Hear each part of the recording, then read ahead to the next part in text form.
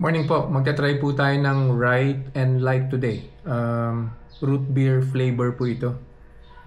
In the next days, magta-try pa po tayo ng iba pa pong flavor niyan. I think meron pa po yata yung lemon, meron po yata yung cucumber, and meron pa po yata yung peach. Marami po siya na flavor. So ngayon, root beer po. Baseline po muna tayo.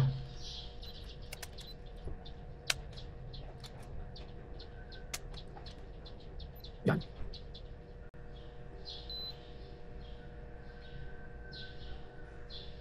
Taas na naman yung sugar today.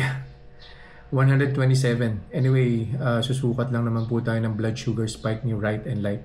So I'd go ahead and drink the entire content. Ilang ml ba to? It says no sugar, no carbs, no calories. 250 ml. Sorry, nagalan. So yan, 250 ml.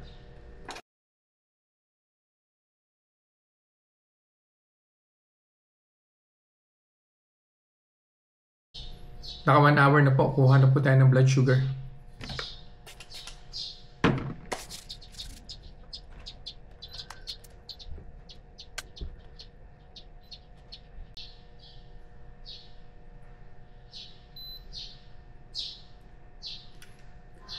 Nag-start po tayo ng 127. Now it's down to 114. So balik po ulit ako on the second hour and we'll see kung ano po yung magiging final.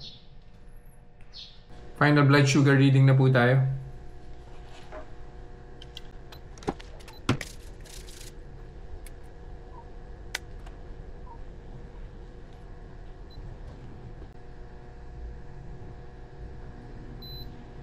$105.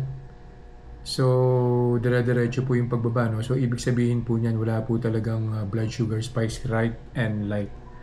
So, recommended po siya. Huwag lang po mag-unli. Tsaka huwag lang po miyat-mayain. Yun lang po for today. Thank you.